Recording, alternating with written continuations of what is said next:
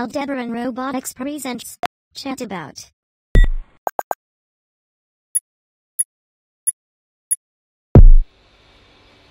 Nous avons travaillé cette année sur le projet Naoka, un projet qui consiste à faire conduire une voiture pour enfants au robot humanoïde développé par Aldebaran. Moi, je me suis occupé du développement web et également du développement au niveau contrôle à distance. Pour ma part, ça a été la mise en place de l'application permettant de contrôler le robot à distance. Pour ma part, c'était d'être chef de projet et développeur applicatif, c'est-à-dire que j'essayais de gérer l'équipe pour vérifier les deadlines. Moi, mon rôle a été plutôt côté développement applicatif et plus spécialement dans l'intelligence artificielle.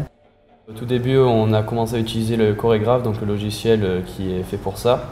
Et après, on a voulu rentrer vraiment dans le cœur du SDK de Nao, c'est-à-dire d'utiliser les outils qui ont été mis à notre disposition pour pouvoir le contrôler nous-mêmes et faire un programme qui le contrôle comme on le désire. Nao, c'est un outil très innovant. La robotique, c'est quelque chose qui passionne nos étudiants. Donc, utiliser Nao dans le cadre de projets à Epitech nous permet d'aller dans le sens de notre pédagogie et de commencer à réaliser cette transformation d'une passion vers une expertise.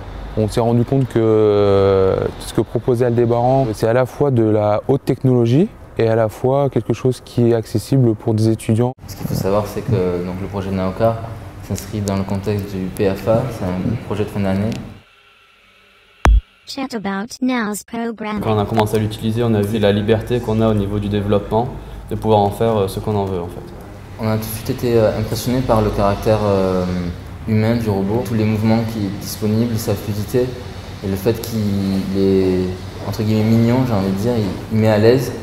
Et c'est ça qui nous a donné l'idée en fait de le faire interagir avec des objets qui étaient conçus pour l'homme. La première fois qu'on a réussi à faire avancer Nao dans sa voiture, on a été très impressionnés de l'aisance qu'il affichait. Donc en termes de compétences, moi j'ai appris à savoir créer des modules spécifiques au Nao, vu qu'on a dû en faire un exprès pour la conduite. Outre ce côté-là, j'ai aussi appris un côté gestion de planning. On a dû développer notamment une librairie qui permet de gérer les mouvements, donc d'interpoler des mouvements pour tourner le volant ou pour passer les vitesses par exemple.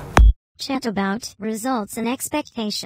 ce projet qui ouvre des portes sur de nouvelles possibilités. On voit le futur de la robotique, c'est d'avoir des robots qui nous assistent.